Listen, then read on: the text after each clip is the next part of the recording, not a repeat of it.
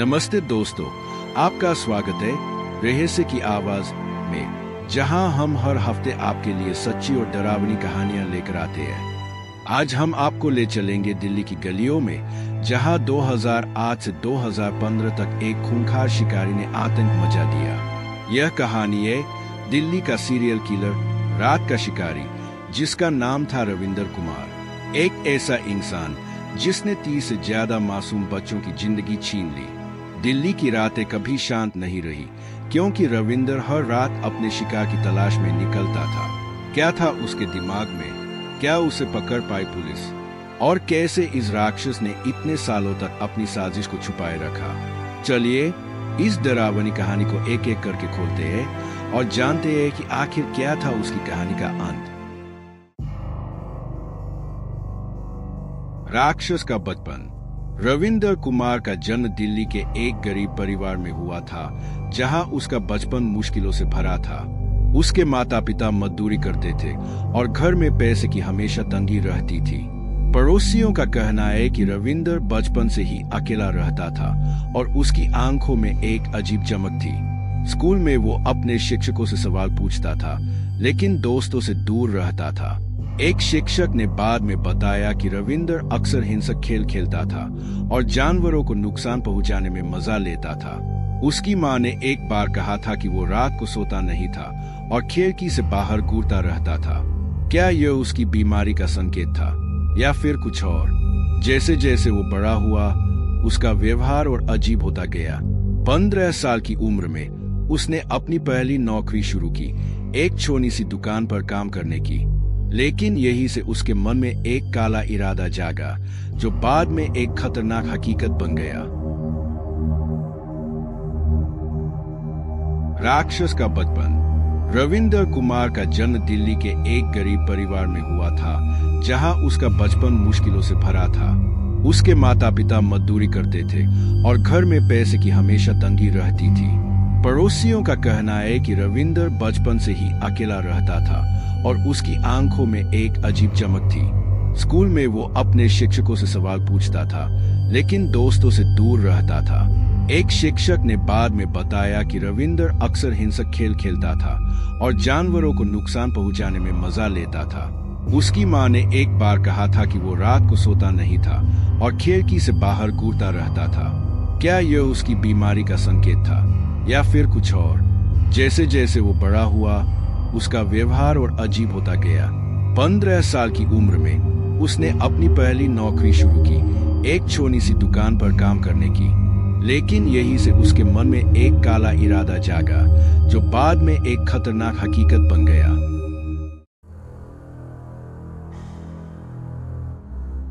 आतंक की रातें। दिल्ली की रातें धीरे धीरे रविंदर के आतंक से भर गई। 2009 से 2012 के बीच उसने दर्जनों बच्चों को अपना शिकार बनाया। लोग डर के मारे अपने बच्चों को घर से बाहर नहीं भेजते थे।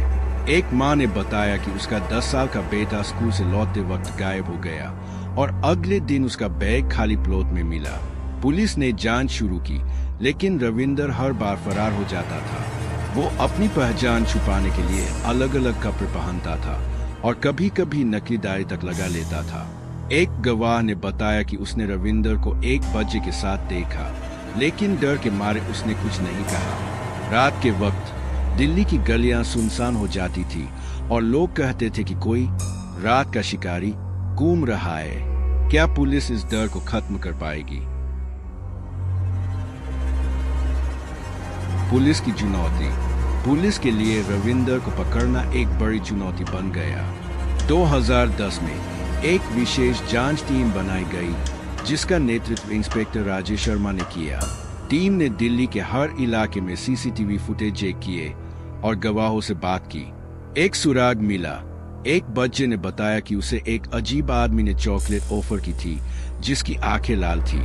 पुलिस ने स्केच बनाया, लेकिन रविंदर इतना चालाक था कि उसने अपना रूप बदल लिया। कई बार पुलिस उसके करीब पहुंची, लेकिन वो फरार हो गया। एक बार एक बच्चे का शव एक कचरे के ढेर में मिला, जिसके पास एक पुराना चाकू था। यह चाकू रविंदर का हो सकता था, लेकिन कोई ठोस सबूत नहीं मिला। क्या पुलिस इस रहस्य को सुलझा पाएगी या रविंदर हमेशा के लिए छुपा रहेगा। शिकारी का चेहरा। 2013 में पुलिस को पहली बड़ी सफलता मिली। एक बच्चे ने रविंदर की शक्ल देखी और उसकी पहचान की। यह बच्चा भागने में कामयाब रहा था और उसने पुलिस को बताया कि रविंदर एक छोटी सी दुकान के पास रहता था। पुलिस ने छापा मारा और रविंदर को गिरफ्तार कर लिया। पूछताछ में उसने अपना गुनाह कबूल कर लिया।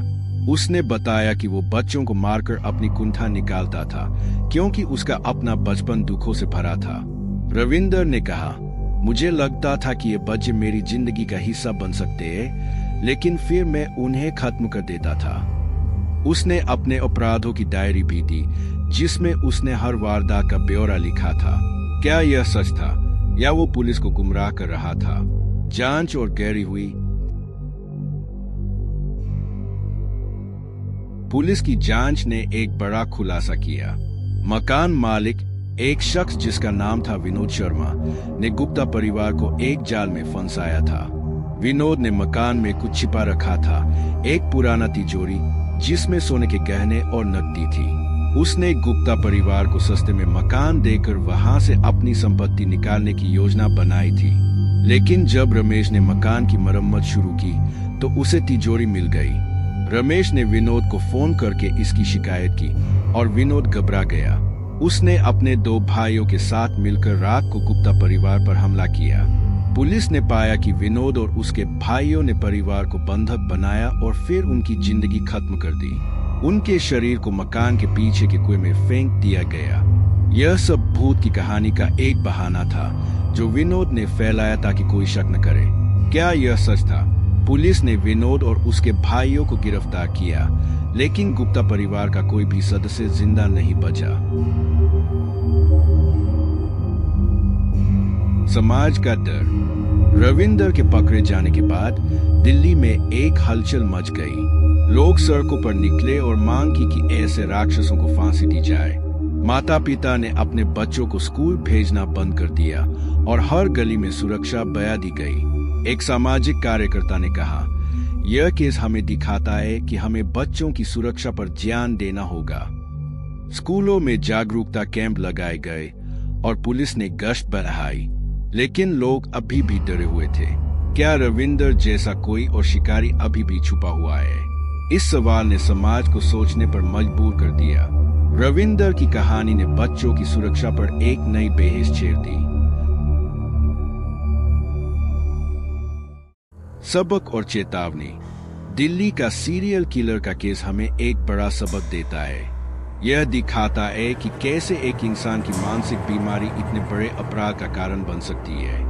रविंदर का बचपन, उसकी गरीबी और उसका अकेलापन, क्या ये चीजें उसे ऐसा बनने के लिए मजबूर करती थी? विशेषज्ञों का कहना है कि अगर समय रहते उसका इलाज हो जाता तो शायद इतने मासूमों की जिंदगी बच सकती थी। लेकिन यह भी सच है कि समाज को सावधान रहना होगा। हमें अपने बच्चों को सिखाना होगा कि वे अजनबियों से सावधान रहें और अगर कोई संदिग्ध दिखे तो तुरंत परिवार या पुलिस को बताएं।